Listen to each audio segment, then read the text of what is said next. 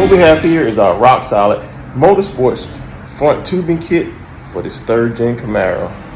Pro mod, street car, who knows? I don't know how much weight this is going to remove or add because I had already cut a lot of weight off the front of the car.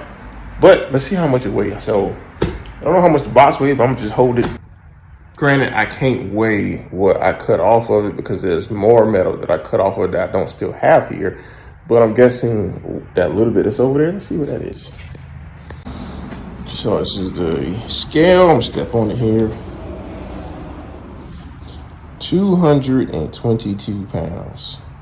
I can lose about 30 pounds too. That'll take 100 pounds off the car. I need to lose some weight. So let's hold this and get back on, hold the box and get back on there. So this is about 11 pounds. Not bad. Not bad. Now, granted, this is the only thing I still have here. So I'm guessing this is going to be about the same because this is pretty light.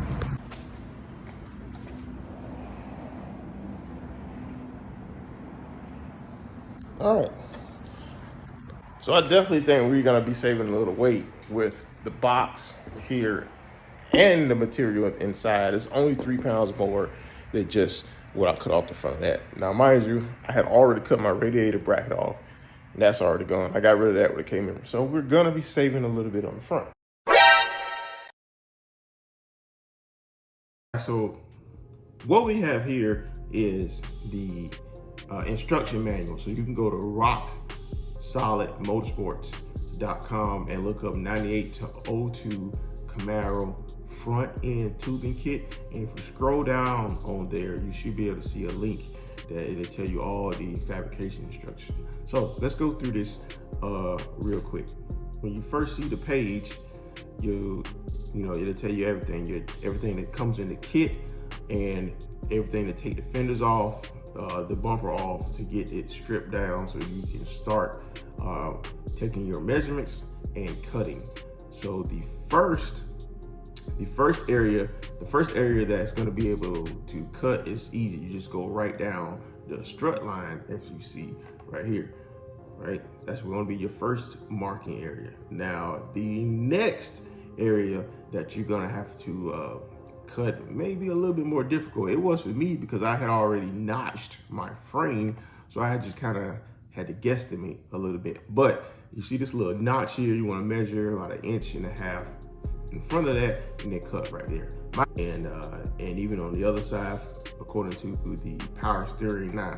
Now this is for, you got two different kits. You got the long kit and the short kit. I got the short kit because I wasn't sure if I was gonna run the S10 manual steering box or if I was gonna get a rack and pinion. And lo and behold, I ended up going with the rack and pinion. So I should have ordered the long kit from the get-go, but it is what it is. I mean, it's gonna save a little bit more weight if you go with the long kit. However, if you go with the long kit, you must get a manual rack and you must get a rack and pinion. What? Bro, what are you talking about, man? Rack and pinion steering, okay? You cannot run your regular stock gearbox or the S10 gearbox with the long tube kit. You gotta get the short kit for that, which is what I ended up getting, but it is what it is. You know, not gonna cry over spilled milk. But so you just cut it back a little further back with the longer tubing kit. And it also go through, right, everything. Your mock up, your measurements that you're gonna take. You're gonna need a strap. So I did have to strap it to bring it in a little bit so that it would actually make contact and to hold it. Okay, so I mean, your vehicle may be a little warped a little bit. Mine probably is with all the hard launches I did. But right, so the instructions go through everything, and they're gonna tell you no matter how steady you try to hold your hand, when that sawzall and cutting it, it's not gonna be straight. It's not gonna be straight. So, you know, just do the best you can and then get a grinder and grind it back flat as possible.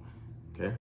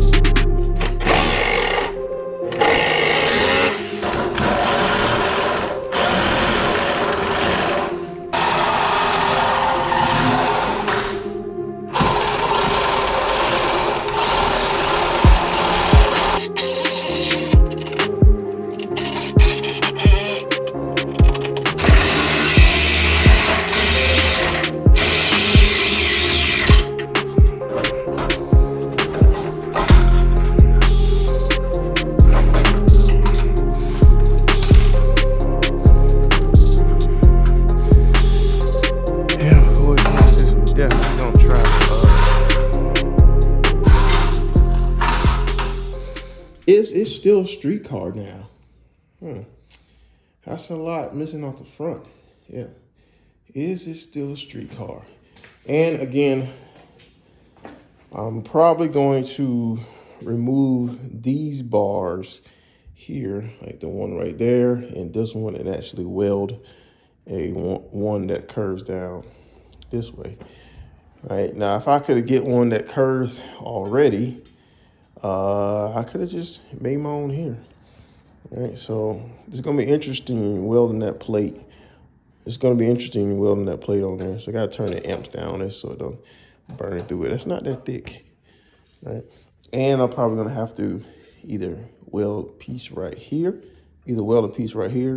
or just move this whole thing back and add a length of tubing on there.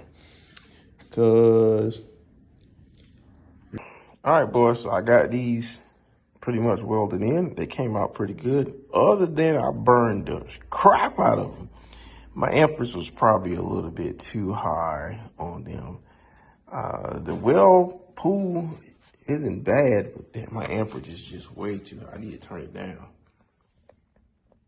I mean, it's not a bad weld pool, but look at that heat affected area, man. That's up there. Don't look at this one up here. I'm talking about this one.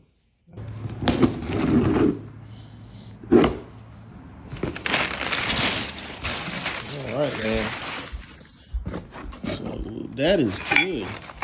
The good thing is that they've already welded the plates on. So this is gonna be super easy to put together. They already welded the plates on, which is good. I don't have to do any, it's less welding that I have to do. Yeah. These welds look pretty darn good. Look really good.